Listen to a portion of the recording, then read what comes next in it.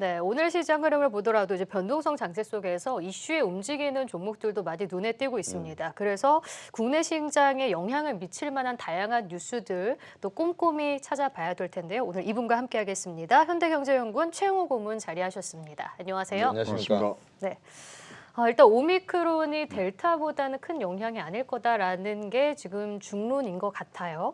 그래서 오미크론의 파장이 금융시장 충격이 델타 때보다는 아닐 것이다라는 판단이 많은데 어떻게 보고 계신가요? 우리 증시도 코로나19에 대한 면역력이 굉장히 올라갔죠. 알파, 델타, 감마를 지내면서 이 면역력이 굉장히 높아져서 잘 버티고 있는데요.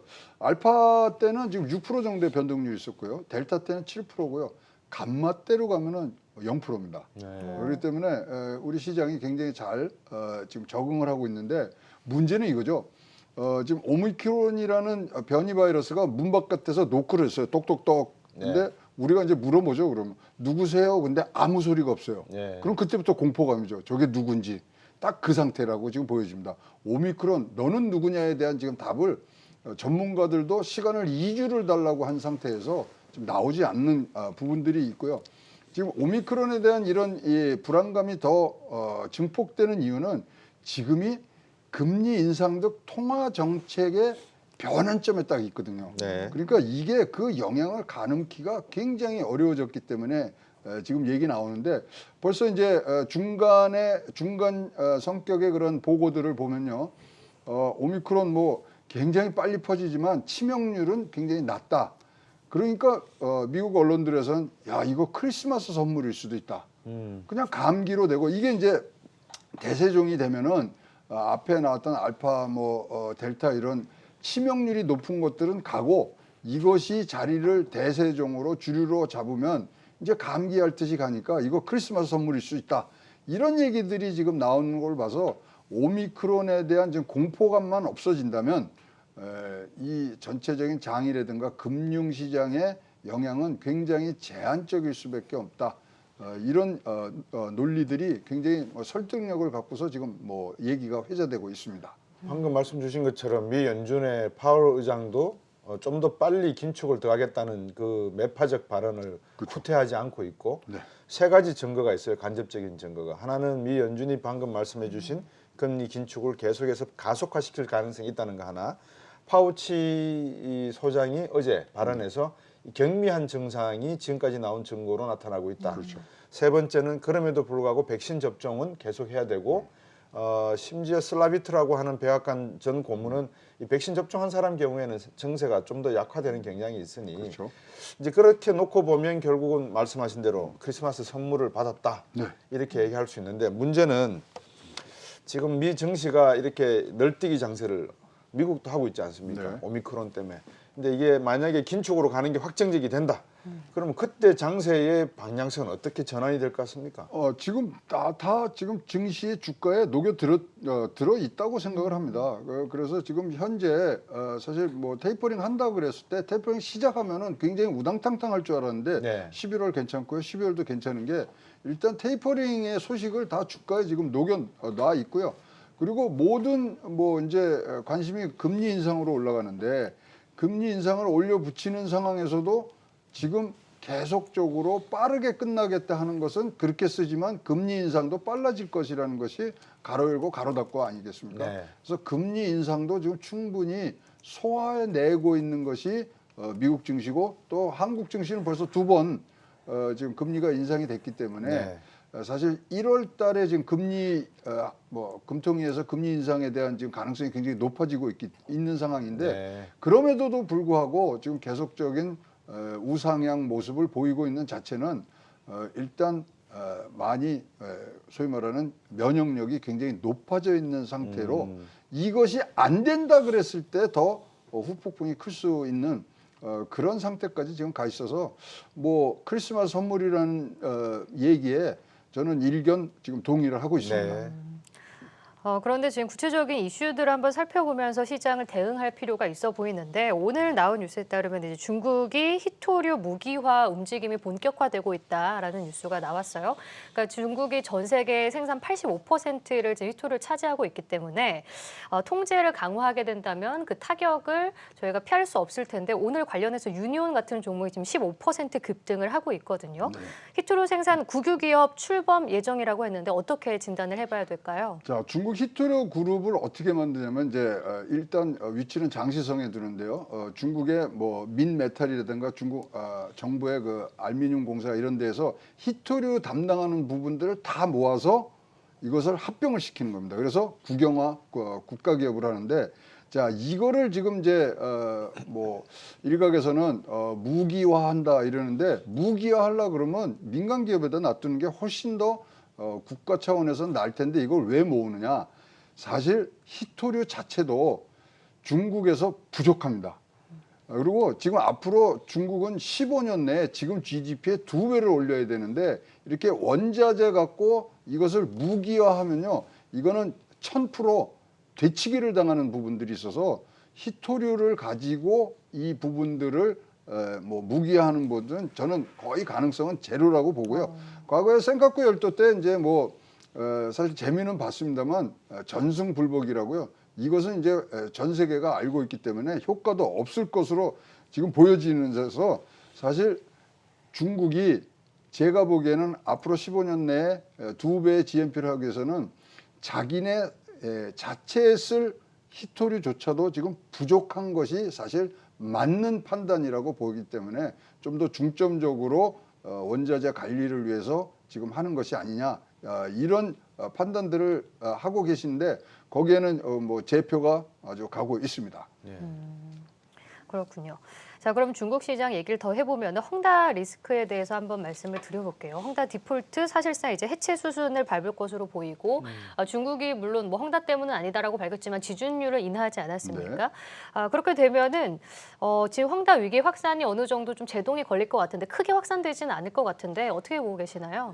일단은 뭐 전체 지금 뭐 중국 부채의 0.3%밖에 안 되고 특히 여기는 이제 파생 상품이 하나도 없기 때문에 뭐 우리가 알고 있는 그런 과거에 리먼 브라더스의 사태는 지금 재현이 되지 않겠다고 생각을 하고 있는데 자 이제 우리 우려를 증폭시키는 사건이 터집니다. 뭐냐면 양광100이라는 선샤인 100라는 회사가 부동산 개발회사인데 여기도 저도 부도예요 이러고 어저께 손들었어요. 네. 2천억 정도. 그다음에 지에지엔이라는 또 부동산 거기도 내일쯤이면 또 손들 거예요. 그러면 이 부동산 업계 도미노 현상이 그러면 이제 어떻게 벌어지느냐?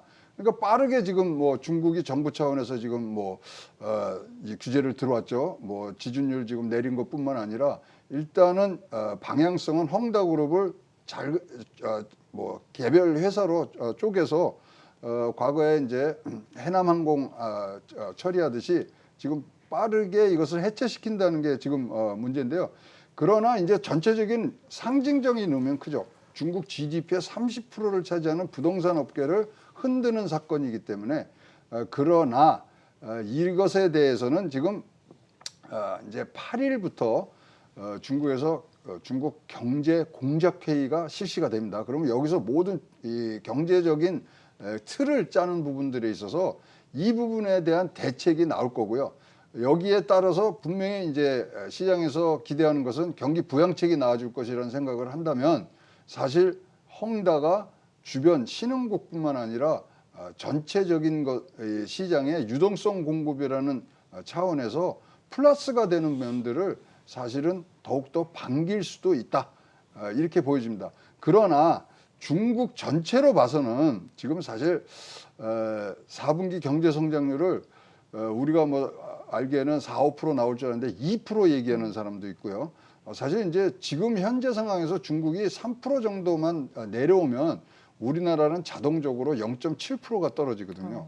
그래서 한국의 경제에도 지금 우려가 되기 때문에 경제 회복 과정에서의 토대를 어떻게 헝다가 만들어주느냐, 얼만큼 중국 정부가 관여를 하느냐, 이것이 관전 포인트라고 생각하고요. 그 중심에는 중국이 내놓을 경기 부양책이 관심을 대상이 되고 있습니다.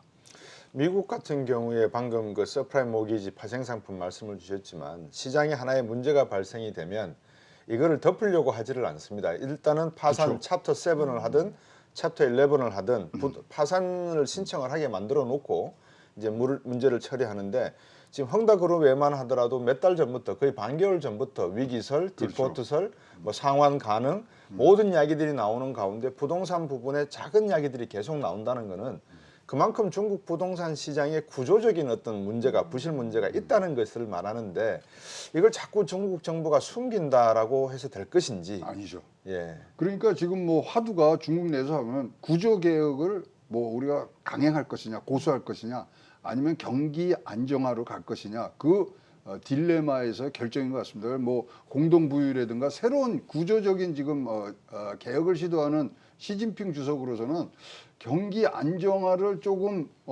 이 훼손을 시키더라도 구조 개혁을 완수함으로 해서 내년도 뭐 경기 뭐 북경 올림픽뿐만 아니라 공산당 창당 100주년 등등의 국가적 행사를 멋지게 치르고 싶은 그런 욕망은 굉장히 커 있기 때문에 이 부분은 일단 개별 기업의 수준에서 지금 끝내려는 게 중국 정부의 뭐 방침이기도 하지만 일단 여파가 안 퍼지도록 하는 차원에서는 정부의 적극적인 개입은 뭐 이제는 불가피하다고 생각을 하고 있습니다.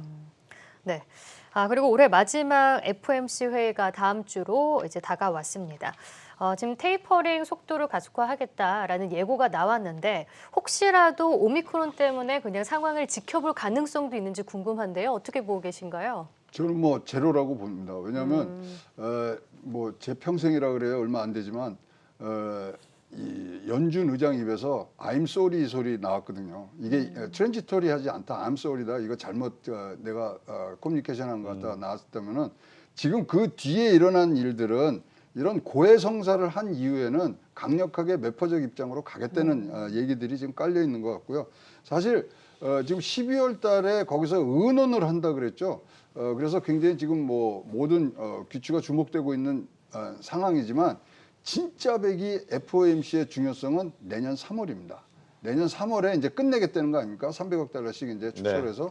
그러면 3월 달 FOMC에서는 뭐가 나오냐면 금리 인상에 대한 가이던스가 나오거든요. 그래서 12월 FOMC 뭐 굉장히 중요하긴 합니다만은 지금 뭐 사실 고용도 잘 나왔고요. 뭐 물가도 지금 뭐 생각만큼 지금 나올 것 같습니다. 그렇다면 계획대로 가고 중요성은 내년 3월 FOMC에서 금리 인상 스케줄이 발표되는 부분들이 있습니다.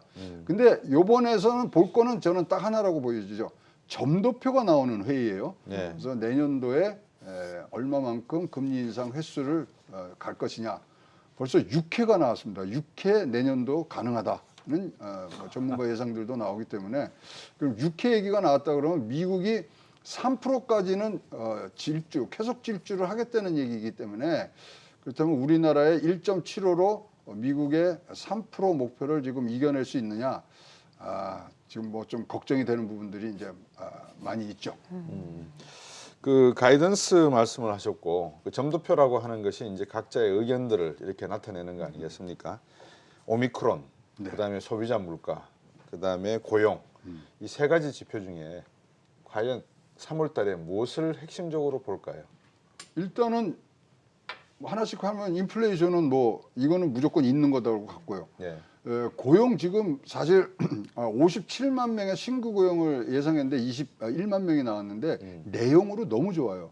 실업률 떨어졌죠. 그렇죠. 경제 참가율 지금 올라갔죠. 그다음에 소수인들의 지금 경제 참여율 올라갔죠. 여성들의 노동 참여율 올라갔죠. 그래서 내용적으로 굉장히 좋기 때문에 사실 뭐 두 개를 이제 보면은 지금 오미크론의 확산 여부가 사실적 결정적인 변수가 될 수는 있습니다만은 지금 뭐 오미크론의 이 파장이 약화되는 부분들로 지금 결론들이 나가고 있기 때문에 그렇다면은 파월이 갖고 있는 매파적인 입장은 진짜 독수리의 큰 날개를 매의 큰 날개를 훨훨 나를 수 있는 그런 상태로 가지 않겠느냐 보여집니다. 네. 그리고 비트코인 얘기를 해볼게요. 사실 검은 토요일이다라는 말이 많았습니다. 대폭락을 했고 그런데 빠르게 회복을 했어요. 이더리움 같은 경우에 상당한 회복력을 보여주고 있는데 그래서 이제 오히려 코인에 관심을 갖는 분들도 많은 것 같아요. 지금이라도 사야 되는 건지 아니면 위험성이 더욱 큰 건지 궁금한데 어떻게 보고 계시죠? 자, 하나씩 짚어보면요. 코인이 이렇게 폭락하는데 직접적인 악재가 없었습니다. 찰리 먼거가 나와서 뭐 비트코인 존재해서는 안 됩니다. 뭐 먼지가 가라앉아야 됩니다. 뭐 이런 얘기를 했고요. 그다음에 현물 ETF가 반려가 됐어요. 이거 다 예상했던 거거든요. SEC에서 선물은 하지만 현물은 변동성이 많아서 그 반려됐다.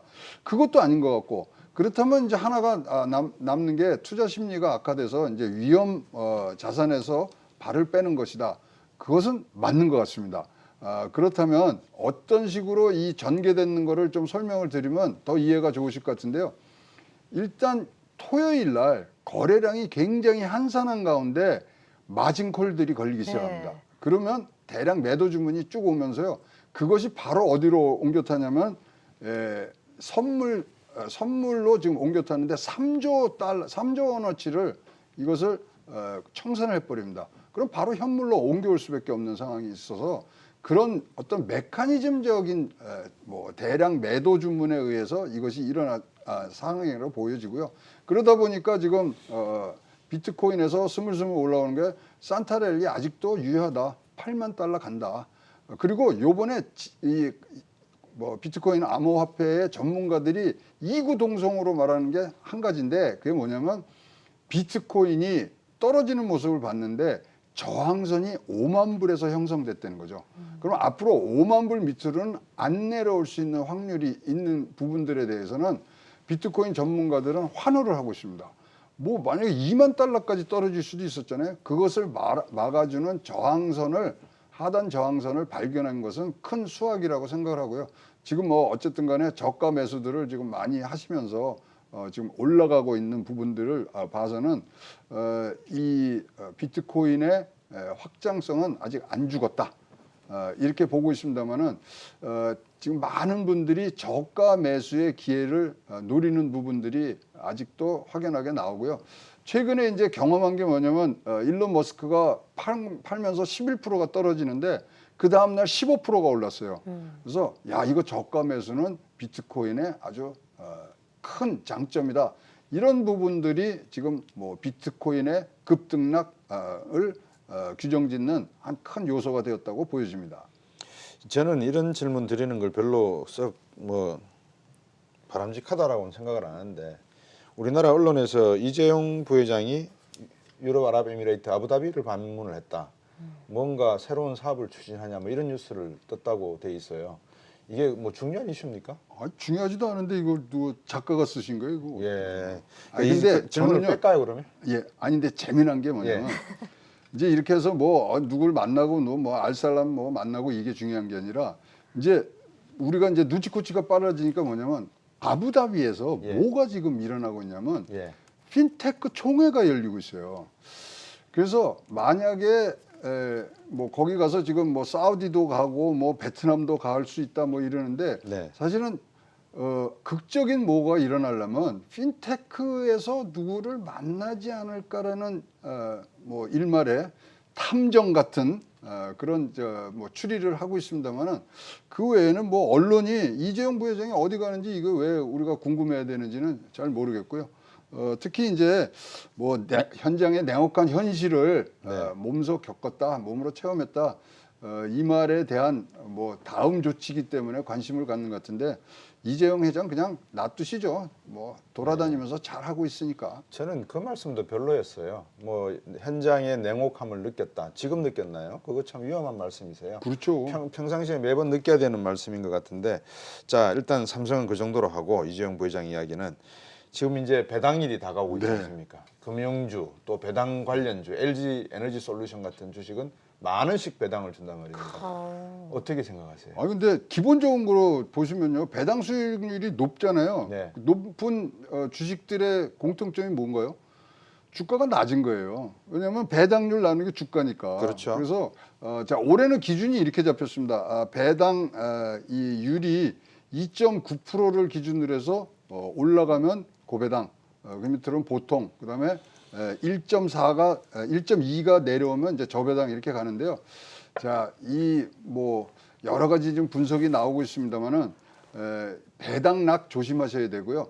만약 배당을 많이 받더라도 그 다음날 배당락에서 많이 떨어지면은 올라가지 못하는 부분들이 있어서 하시고요. 지금 적정 매수 타임이 있습니다. 이 배당주는 언제 사느냐가 굉장히 중요할 뭐 제 경험으로는 그렇습니다만은 12월 둘째 주에서 셋째 주 사이에 사셔야 요 올해 기준인 12월 28일 날까지 작전도 구사하실 수 있고 배당 락에도 좀 방어를 하실 수 있는 시간적 여유가 있기 때문에 조금 빨리 사시는 것이 좋지 않겠느냐 이렇게 보여집니다. 그 기간 다시 한번 말씀해 주세요. 언제부터 언제까지? 12월 둘째 주부터 셋째 주 사이에 사시는 것이 된다?